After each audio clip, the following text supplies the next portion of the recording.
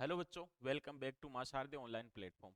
बच्चों, जैसा कि आपको पता है कि अपन रामबाण सीरीज का जो क्विज चला रखे हैं उसका आज 8वां जो लेसन है उसके बारे में चर्चा करते हैं। और 8वें लेसन में अपन टॉपिक लेकर के आए हैं नर्सरी प्रबंधन और जो नवीनतम जो उद्यान स्थापित करते हैं उसके बारे में चर्चा करते हैं, उसके क्वेश्चनों के बारे में। तो आइए बात करते हैं आज पहले क्वेश्चन के बारे में।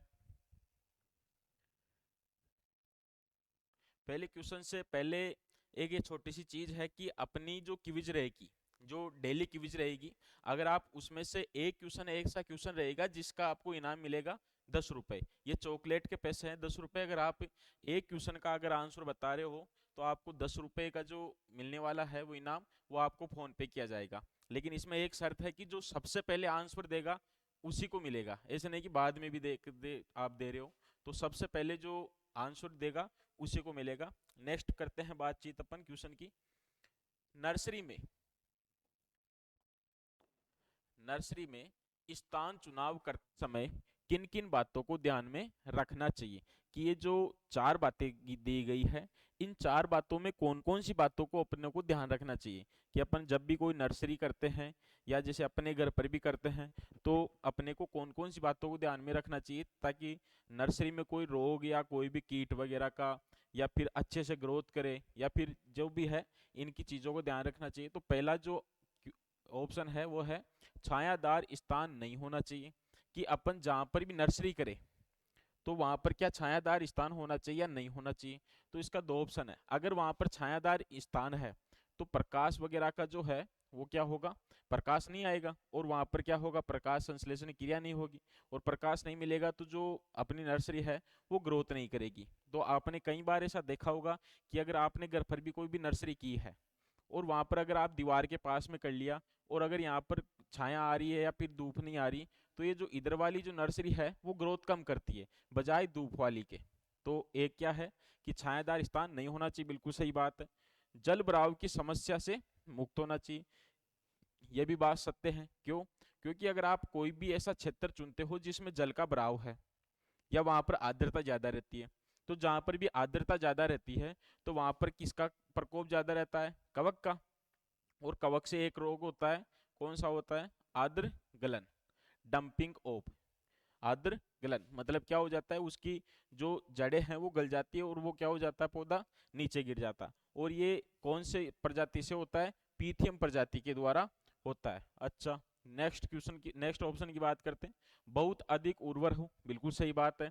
अगर आप कोई सा भी ऐसा क्षेत्र चुनते हो जहां पर एक तो उर्वर है एक अउर्वर है। अउर्वरक का मतलब होता है कि वहां पर जो जीवांश जो पदार्थ है वो बहुत कम है। एक ऐसी भूमि जहां पर जीवांश पदार्थों की मात्रा या फिर जो जो उसकी उर्वर है वो बहुत ज्यादा है। तो मतलब ऐसा क्षेत्र अपन चुनते हैं तो वहां पर क्या होगा, नर्सरी अच्छे से ग्रोथ करेगी और कोई भी जो खाद उर्वरक है वो अच्छे से मिलेगा, पोषक तत्व अच्छे से मिलेगा, तो वो जल्दी तैयार होगी। तो ये भी बात सही है और उपरोक्त सही, उपरोक्त सभी तो सही। आंसर क्या आएगा? डी। तो अपना जो फर्स्ट क्वेश्चन का आंसर है वो क्या रहता है? डी। नेक्स्ट क्वेश्चन की बात करते हैं। नर्सरी भूमि का निजर्मीकरण करने हेतु कौन सा रसायन काम में लिया जाता है?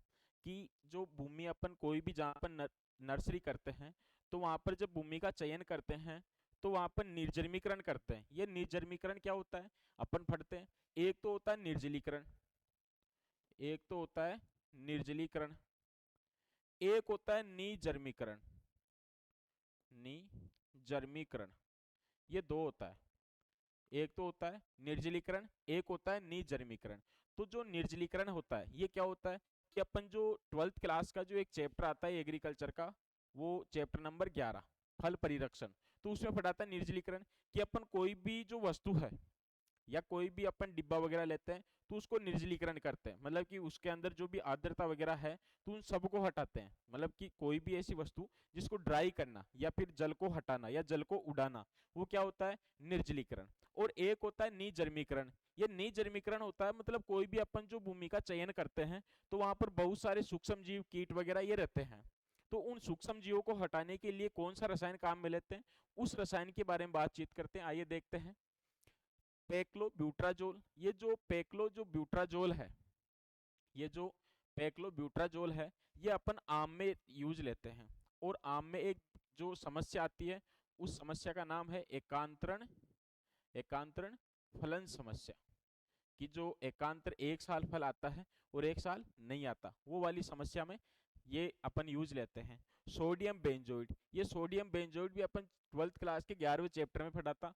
और ये है एक प्रकार का परिरक्षक। क्या है ये? एक प्रकार का परिरक्षक। और ये परिरक्षक कौन से पदार्थों में काम में लेते हैं? जो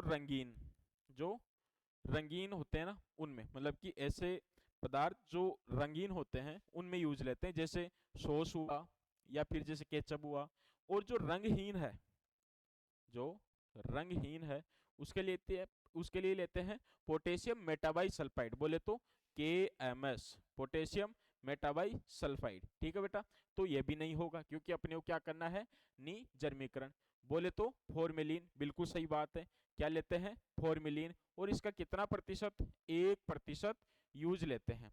और 1% भी कैसे? कि 4 से 5 लीटर 4 से 5 लीटर प्रति मीटर स्क्वायर, कि मीटर स्क्वायर 15 सेमी नीचे ड्रेंच करते हैं। क्या करते हैं? ड्रेंच करते हैं, कि 15 सेमी नीचे ड्रेंच करते हैं 4 से 5 लीटर प्रति मीटर स्क्वायर के हिसाब से गोल बना करके। अच्छा, फिर बात करते हैं केओलिन। ये केओलिन तो आपने शुष्क खेती में पढ़ा होगा। शुष्क खेती में होगा, जो प्रावर्तित प्रकार का होता है, कि कोई भी किरणें आई और वापस चली गई, मतलब कि ये केओलिन एक परत के रूप में वो यूज लिया जाता है। तो इसका सही आंसर अपना क्या है? सी। ठीक है बेटा, नेक्स्ट देखना।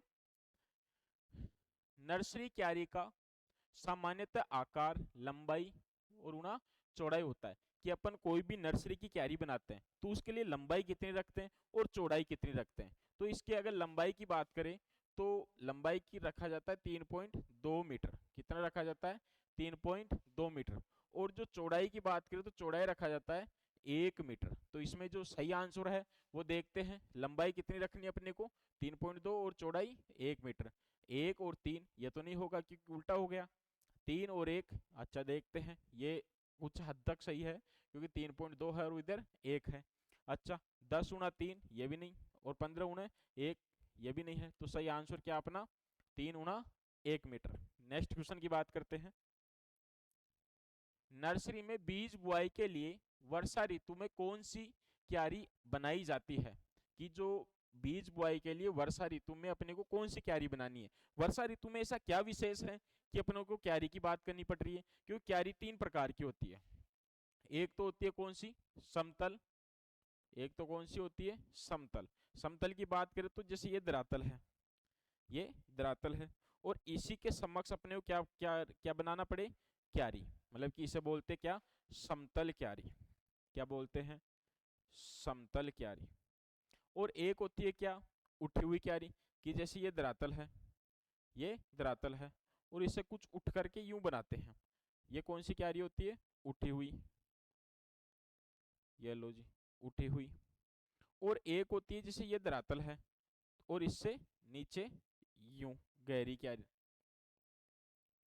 गहरी क्यारी, ऐसे बनाते हैं बेटा, ये 3। अच्छा, अब बात करते हैं कि जो वर्षा ऋतु है तो उस समय क्या होगा कि जल है वो ज्यादा रहेगा धरातल पर, क्योंकि जल रेगुलर बारिश होगी तो जल बहुत ज्यादा हो जाएगा। अच्छा, तो समतल भूमि पर अगर जल रहेगा तो क्या इधर उधर बहुत कम मात्रा में जाएगा, और बहुत कम मात्रा में जाएगा तो यहाँ पर क्या हो जाएगा? पानी ज्यादा इकट्ठा हो जाएगा, और ज्यादा इकट्ठा होगा तो कौन सा रोग होगा? आर्द्र गलन रोग होगा। नेक्स्ट क्वेश्चन, नेक्स्ट ऑप्शन की बात करते हैं, उठी हुई क्यारी। उठी हुई क्यारी है। अच्छा, यहाँ पर जैसे बारिश आएगी तो ये उठी हुई क्यारी रहेगी तो पानी इधर इधर चला जाएगा, मतलब कि क्यारी पर क्या रहेगा? बहुत कम मात्रा में। तो इसका मतलब ये क्या है? सही कारगर साबित हो रही है। तो इसका जो सही आंसर है वो क्या है? उठी हुई क्यारी। बात करते हैं गहरी क्यारी क्यों नहीं हो सकती। गहरी क्यारी में ये होता है कि बेटा जैसे बारिश आती है और ये पूरा का पूरा पानी कहाँ हो जाता है? क्यारी के अंदर। तो इससे कौन सा होता है? बहुत सारे रोग और कीट, क्योंकि कीटों का भी आक्रमण बहुत ज्यादा हो जाता है जब वर्षा आती है तब। तो सही आंसर अपना क्या है? बी। नेक्स्ट क्वेश्चन की बात करते हैं। निम्न में से नर्सरी का मुख्य रोग कौन सा है? ये जो 4 दिया गया है इनमें से मुख्य रोग कौन सा है? ये इसका आंसर मुझे आप बताओगे, और इस आंसर के आपको कोई पैसे नहीं मिलने वाले, मतलब कोई आपको इनाम नहीं मिलने वाली। तो इसका जो आंसर है मुझे आप बताओगे, और कमेंट सेक्शन में जल्दी से जाकर के मेरे को बताना कि इसका जो सही आंसर है वो कौन सा होने वाला? मोजेक रोग होगा, या आद्रगलन होगा, या लिटिल लीफ होगा, या ब्लैक टिप होगा? इसका जो सही आंसर है मुझे आप बताओगे। ये आपका क्वेश्चन रहा। नेक्स्ट क्वेश्चन, सामान्यतः सब्जियों की 1 हेक्टेयर बुआई हेतु नर्सरी क्षेत्रफल होना चाहिए, कि जो सब्जियों के लिए 1 हेक्टेयर के लिए नर्सरी का क्षेत्रफल रखते हैं वो कितना रखते हैं, तो उसकी बातचीत करते हैं। जो नर्सरी का जो 1 हेक्टेयर के लिए जो क्षेत्रफल रखा जाता है वो क्षेत्रफल होता है कितना, 250 मीटर स्क्वायर, मतलब कि 200 से 250 रखा जाता है। तो नेक्स्ट देखते हैं अपन, इधर दे रखा है 500 मीटर स्क्वायर, नहीं ये तो 500 से 400 किसका होता है, प्याज का होता है। अच्छा, ये 250 मीटर, जो सही बात है, मतलब कि सही आंसर क्या है, 250। नेक्स्ट क्वेश्चन की बात करते हैं, प्रो ट्रे क्या है, कि प्रो ट्रे होता क्या है? बेटा आपने देखा होगा अपने घर पर जब कोई भी नर्सरी करते हैं टमाटर की, मिर्च की, तो एक ट्रे लेकर के आते हैं ये ऐसा, और उस ट्रे में छोटे छोटे जो गड्ढे रहते हैं, और उन्हीं गड्ढों में अपन जैसे कोकोपीट डालते हैं, और कोकोपीट डाल करके उसमें क्या डालते हैं, बीज डालते हैं, अपने जैसे 2-3 ऐसे बीज डालते हैं ना। और जो वो ट्रे होती है उसे क्या बोलते हैं, प्रो ट्रे। अब आपको पता है कि वो प्रो ट्रे में क्या होता है, क्या उसमें कोई भी प्लांट जल्दी तैयार होता है, नहीं होता ना, वो समय उतना ही लेता है। लेकिन एक ऐसा होता है कि उसमें थोड़ा पानी की कम आवश्यकता होगी, कोई भी खरपतवार है वो नहीं होंगे, और जो अपन जैसे कोई भी कीट पतंगे हैं तो उससे आसानी से बचाया जा सकता है, क्योंकि प्रो ट्रे को अपन आसानी से, जैसे कुछ भी अगर कुछ आपदा आई तो उसको अंदर ले जा सकते हैं, या फिर ऐसा कुछ कर सकते हैं, या फिर उसको आसानी से ढक सकते हैं। वो प्रो ट्रे ऐसा चीज होती है, ना कि वो कोई मशीन होती है, ना और कुछ होती है। तो नेक्स्ट देखते हैं अपन क्या है, कम समय में अधिक पौधे तैयार करने की मशीन, ना मशीन कुछ नहीं है, और कम समय में ना, उस समय उतना ही लेगा, प्लांट ग्रोथ करने में समय उतना ही लेगा।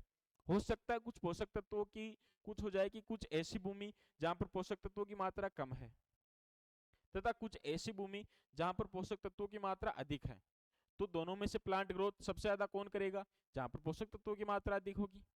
तो कोई मशीन नहीं है, ना जल्दी है ये को तैयार करता है। नर्सरी में पौध तैयार करने हेतु ट्रे, बिल्कुल सही बात है। जब नर्सरी में पौध तैयार करते हैं तो उसके लिए एक ट्रे होती है, उसे क्या बोलते हैं, प्रो ट्रे।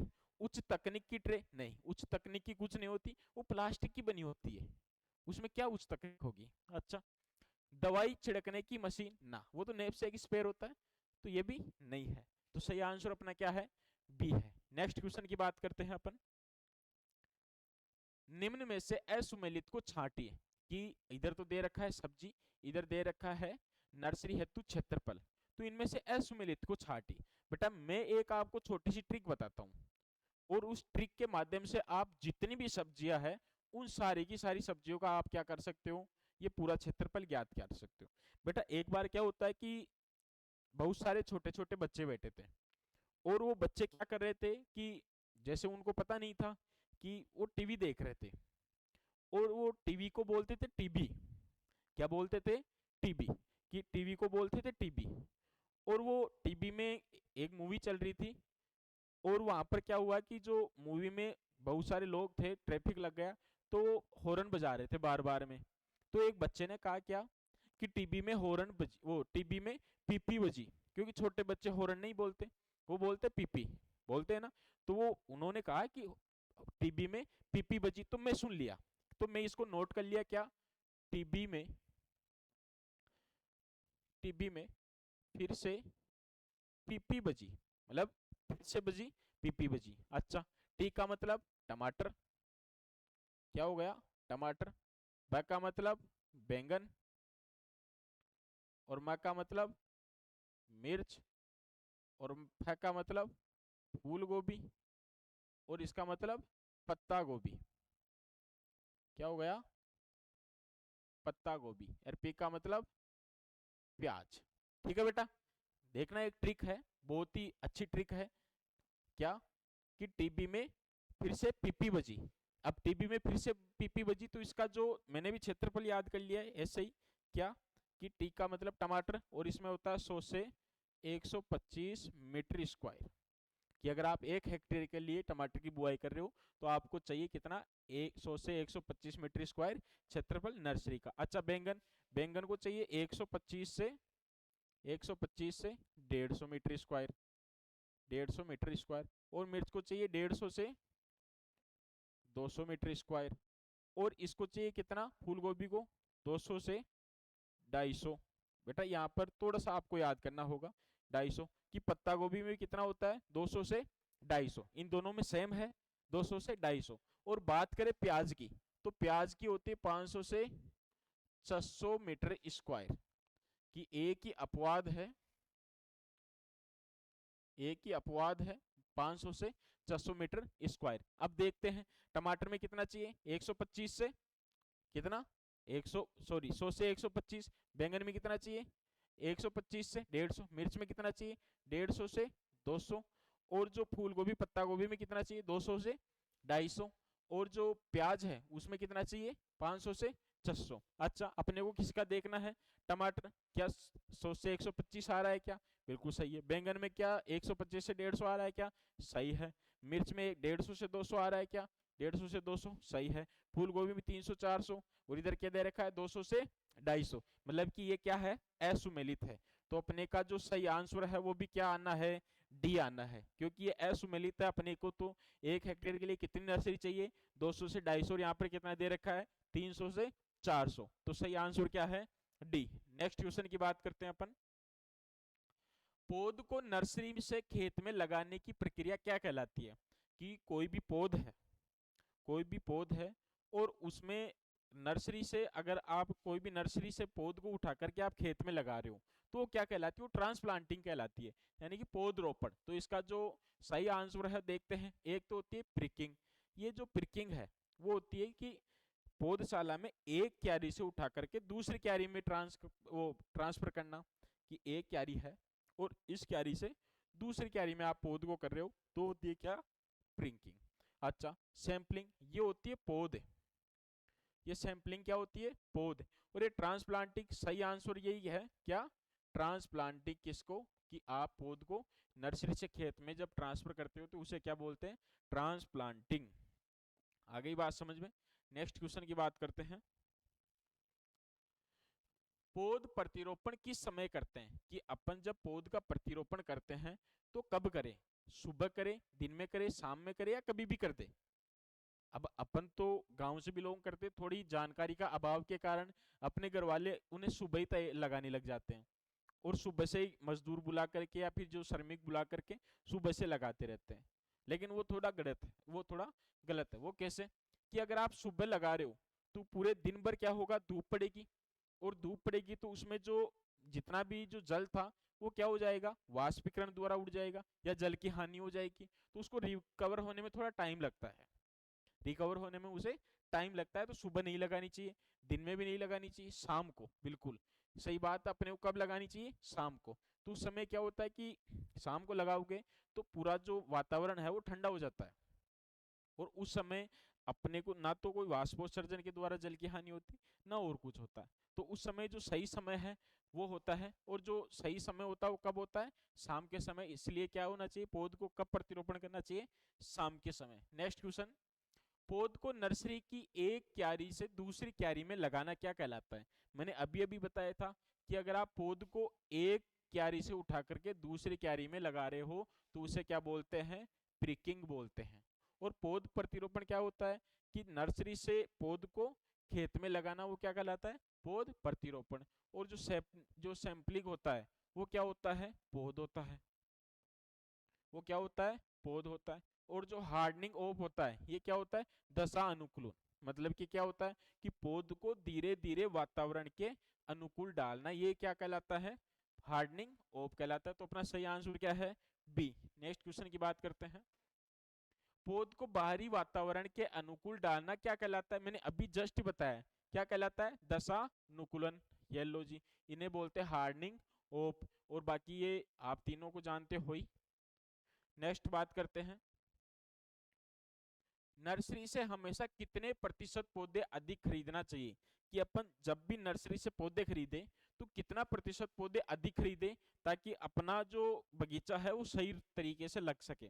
कितना प्रतिशत पौधे अधिक खरीदना चाहिए, क्योंकि अपन जहां से पौधे खरीदते हैं तो वहां से आप कोई भी वाहन के द्वारा लेकर के आओगे, तो वाहन में हो सकता है किसी की जड़ें कट जाए, किसी का जो तना है वो टूट जाए, तो ऐसे हानि होती है। फिर उसके बाद में आप नीचे उतारते हो, कुछ दिनों बाद में उन्हें लगाते हो, तो उसके बाद में बहुत सारे कुछ रोग वगैरह ऐसा हो जाता है। तो कम से कम अगर आप पौध लेकर के आ रहे हो कहीं से भी, तो आप कम से कम 15% पौधे या 15% पौध आपको अधिक खरीदनी चाहिए। कितना प्रतिशत? 15%। ये आपके 11वीं क्लास का जो चैप्टर है नर्सरी, उसमें दिया गया है। तो कितने प्रतिशत पौधे आप अधिक खरीदोगे? 15%। नेक्स्ट क्वेश्चन की बात करते हैं। नर्सरी से खरीदते समय फल वर्गीय पौधों की सामान्यतः उपयुक्त उम्र होनी चाहिए। कि आप जब भी कोई नर्सरी से फल वृक्ष का जो पेड़ है या पौधे हैं वो खरीदोगे, जैसे कोई भी हुआ, आम का खरीदा, अनार का खरीदा, अमरूद का खरीदा, तो उस समय उस पौधे की उम्र कितनी होनी चाहिए, कि लगभग कितनी उम्र हो, ताकि वो आसानी से ग्रोथ करे, आसानी से उसकी जड़ें जो है वो जम जाए। तो इसकी कितनी उम्र होनी चाहिए? लगभग 1 से 1.5 वर्ष। 1 से 1.5 वर्ष। और है क्या कि इसकी जो तने की जो मोटाई है, तने की जो मोटाई है वो कितनी होनी चाहिए? लगभग 1 से 1.5 इंच मोटी होनी चाहिए। मतलब लगभग बात करें तो जो अपनी जो अंगुली है इतनी मोटी होनी चाहिए। अच्छा, और अगर बात करें जो तना का जो रंग है, जो तना का जो रंग है वो कैसा होना चाहिए? भूरा होना चाहिए। क्योंकि जो भूरे रंग का जो तना है उसमें कार्बोहाइड्रेट की मात्रा अच्छी होती है। उसमें क्या होती है? कार्बोहाइड्रेट की मात्रा अच्छी होती है, वो अच्छे से मतलब उसकी जो जड़ें हैं वो लग जाती है और ग्रोथ करने लग जाता है। मतलब कोई शाकीय नहीं होता, वो थोड़ा कठोर में आ जाता है, इसलिए वो अच्छा माना जाता है। तो इसका जो सही आंसर हो अपना क्या है? 1 से 1.5 बात करें तो सी। नेक्स्ट क्वेश्चन की बात करते हैं। पौधों का बगीचा लगाने हेतु, पौधों का बगीचा लगाने हेतु मृदा की उपयुक्त गहराई होनी चाहिए। कि जो पौधों का जब बगीचा लगाते हैं तो मृदा की कितनी गहराई होनी चाहिए? तो लगभग 2 मीटर, लगभग 2 मीटर गहरी होनी चाहिए। क्योंकि जो नीचे कठोर परत वगैरह वो नहीं आए, तो वो क्या होता है कि जमीन से अच्छे से पानी सोख ले, इसलिए क्या होना चाहिए? 2 मीटर गहरा। लगभग कोई भी कंकड़ पत्थर या कोई भी जो कठोर परत है वो नहीं आनी चाहिए। तो इसका सही आंसर क्या है? 2 मीटर। नेक्स्ट क्वेश्चन की बात करते हैं। नर्सरी से खरीदते समय सामान्यतः सब्जी वर्गीय पौधों की उपयुक्त उम्र होनी चाहिए। कि जब जब भी आप कोई भी नर्सरी से कोई भी पौधे खरीदते हो तो लगभग कितनी उम्र होनी चाहिए? तो उम्र होनी चाहिए लगभग 4 से 5 सप्ताह। कितना? 4 से 5 सप्ताह। केवल एक ही अपवाद है। कौन है बेटा अपवाद? और वो है कौन? प्याज। कौन है? प्याज। और प्याज कितनी होनी? 6 से 8 सप्ताह। ये जो अपवाद है वो बहुत ही मोस्ट है, प्याज। क्योंकि ये प्याज वहां पर भी आया था, कहां पर? जहां पर अपन क्षेत्र पर ले रहे थे, वहां पर भी अपवाद था। और बात करें जब उम्र की, तो यहाँ पर भी अपवाद है। तो इसको थोड़ा ध्यान में रखना। तो इसका सही आंसर क्या है अपना? 4 से 5 सप्ताह। नेक्स्ट क्वेश्चन की बात करते हैं। प्रो ट्रे बनने के लिए मिश्रण बनाया जाता है। जो प्रो ट्रे बनाते हैं उसका जो मिश्रण है उसके लिए 3 जो है वो काम में लेते हैं। एक तो कोकोपीट जो होता है नारियल का बुरादा, नारियल का बुरादा, जानते हो ही, बुरादा। एक होता है परलाइट जिसे बोलते हैं सिलिका। अच्छा, एक होता है वर्मिकुलाइट जिन्हें बोलते हैं अब्रककारी। जो अब्रककारी जो भी चीज होती है एस्क वगैरह, वो होती है वर्मिकुलाइट। ये और ये बनने के लिए जो मिश्रण बनाते हैं, इन तीनों का मिश्रण बनाते हैं। तो और उपरोक्त क्या आ जाएगा? सभी। और इनका जो अनुपात है वो बनाते हैं 3:1:1। इस तरीके से बनाते हैं ना बेटा, 3:1:1 के रूप में बना करके फिर अपन क्या करते हैं? प्रोट्रे में भरते हैं। अच्छा, 1 हेक्टेयर खेत में टमाटर की पौध लगाने के लिए नर्सरी में कितने क्षेत्रफल का बीज बोना चाहिए? अच्छा, कितना क्षेत्रफल बीज बोना चाहिए? 125, 225, 525, 625। और इसका आंसर मुझे आप बताओगे, इसका आंसर मुझे आप बताओगे। और इसका जो 10 रुपए इसकी जो है वो इनाम रहने वाली है। कितने रुपए? 10 रुपए इसकी इनाम रहने वाली है। तो इसका जो सही आंसर है मुझे आप बताओगे। और जो सबसे पहले आंसर बताएगा उसे इनाम मिलने वाली है। और जाओ और जल्दी से मुझे कमेंट में जाकर के बताओ इसका जो सही आंसर है वो क्या रहेगा। और इसका आंसर मैंने अभी फिलहाल थोड़ी देर पहले मैंने बताया था। ठीक है बेटा। नेक्स्ट क्वेश्चन की बात करते हैं। सामान्य तौर पर एक नर्सरी के अंतर्गत क्षेत्र के औसतन कितने बाग में मात्र वृक्ष लगाने की अनुशंसा की जाती है? कि अपन कोई भी जो क्षेत्र है, कोई भी बगीचा है, तो उसमें कितना प्रतिशत अपन नर्सरी लगा सकते हैं? तो कितना प्रतिशत लगा सकते हैं? लगभग 20% क्षेत्र है, तो 20% क्षेत्र में अनुशंसा की जाती है कि इसमें नर्सरी लगा सकते हैं पूरे बगीचे में। तो सही आंसर क्या आएगा अपना? 20%। नेक्स्ट लिखना, नेक्स्ट देखना, सॉरी बेटा। प्रो ट्रे तैयार करने हेतु, जब प्रो ट्रे जब तैयार करते हैं, कोकोपिट, परलाइट, वर्मी कुलाइट को किस अनुपात में लेते हैं? अरे बेटा मैंने अभी अभी बताया था, क्या? कोकोपिट 3, परलाइट 1 और वर्मिकुलाइट 1। इसमें से देख लो 3:2:3, मतलब ये तो नहीं होगा। 2:3:1 नहीं, 3:1:1। बिल्कुल सही आंसर क्या है? सी है। हाँ ले आओ ना पानी।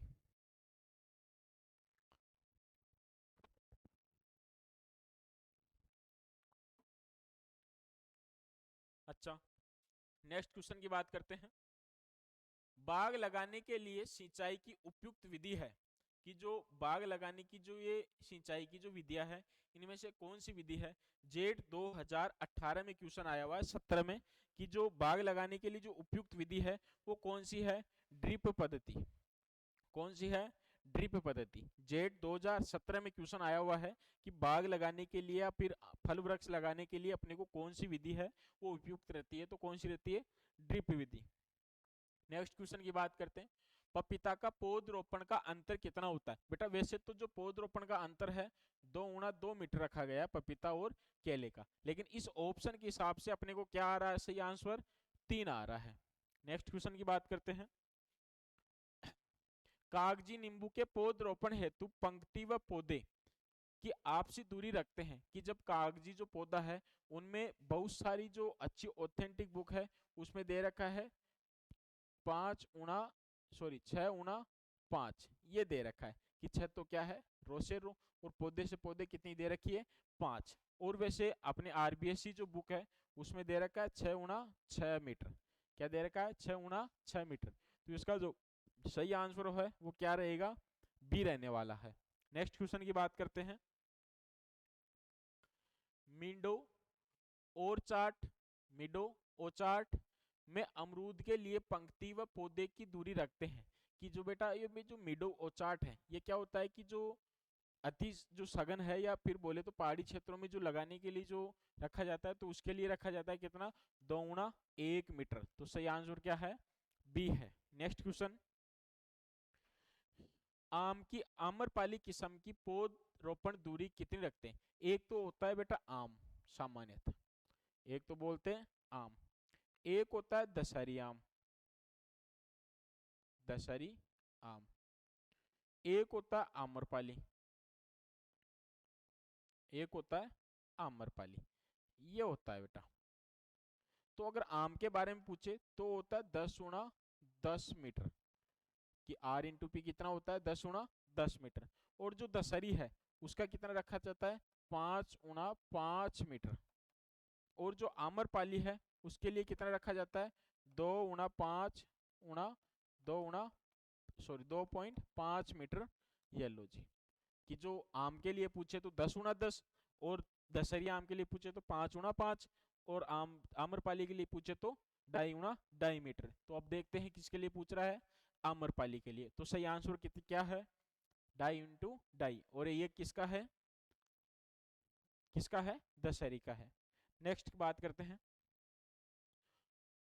पौधरोपण के लिए गड्ढे कब तैयार करते हैं? कि ये जो पौधरोपण है उसके लिए गड्ढे कब तैयार करते हैं? जो पौधरोपण है वो बेटा 2 बार करते हैं।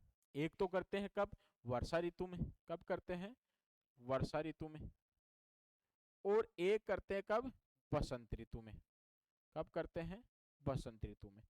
अब बसंत ऋतु में तो कौन से पौधे के करते हैं? जो पतझड़ी होते हैं, जो पतझड़ी होते हैं। और वर्षा ऋतु में कौन से करते हैं? जो मतलब कि सदाबहारी होते हैं, सदा बाहरी होते हैं। अरे बेटा पतझड़ी सदाबहारी।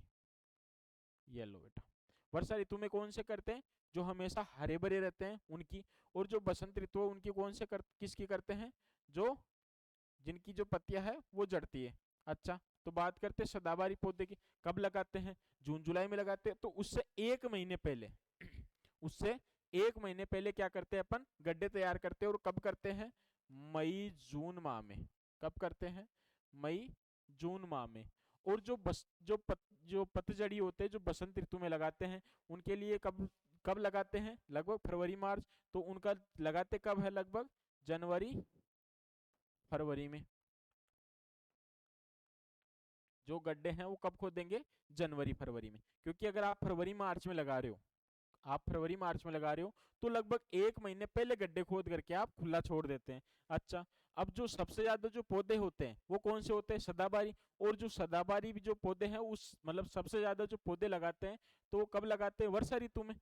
और वर्षा ऋतु में जो गड्ढे हैं वो कब खोदे जाते हैं, मई जून में। तो पौधरोपण के लिए गड्ढे कब खोदते हैं, मई जून में। और ये कब खोदते हैं, बसंत ऋतु में। नेक्स्ट क्वेश्चन की बात करते हैं। आम व कटहल के पौधे लगाने के लिए गड्ढे का आकार, लंबाई, चौड़ाई और गहराई रखते हैं। बेटा, जो आम और जो कटहल है ये होते हैं बड़े पौधे। ये कौन से पौधे होते हैं, बड़े पौधे। और इनको लगाने के लिए 1 × 1 × 1 मीटर का क्या होना चाहिए, गड्ढा होना चाहिए। मतलब 1 मीटर तो लंबा, 1 मीटर चौड़ा और 1 मीटर गहरा होना चाहिए। तो इसका जो सही आंसर है वो बात करते हैं 0.50 0.50 0.50 मीटर। तो बेटा इसका थोड़ा ध्यान रखना, एक तो होता है 50 सेंटीमीटर, एक तो होता है 50 सेंटीमीटर, और एक अपने को देता है 0.50 मीटर। तो थोड़ा सा इसका ध्यान रखना। 0.75 0.75 0.75 मीटर नहीं, ये भी नहीं होगा। फिर होगा 1 × 1 × 1 मीटर। तो सही आंसर क्या रहेगा, सी। नेक्स्ट क्वेश्चन की बात करते हैं। पपीता व केला की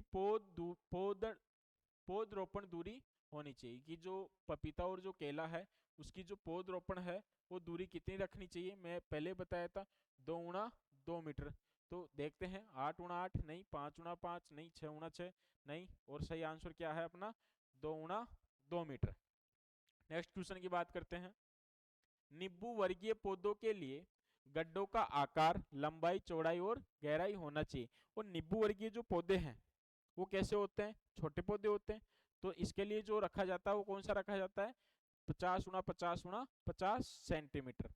नेक्स्ट क्वेश्चन की बात करते हैं। निम्न में से असुमेलित को छांटे। इधर दे रखा है पौधे, इधर दे रखा है पौधरोपण दूरी। तो इसमें से छांटना है। आम 10 × 10 बिल्कुल सही है। बेर 8 × 8 सही है। बेर, खजूर, अमरूद सही है। 6 × 6 केला, 5 × 5 ये क्या है, गलत है। कितना रखा जाता है इसमें, 2 × 2 मीटर। ठीक है बेटा, तो ये क्या है, गलत है। नेक्स्ट की बात करते हैं। अच्छा, नेक्स्ट तो है नहीं कुछ।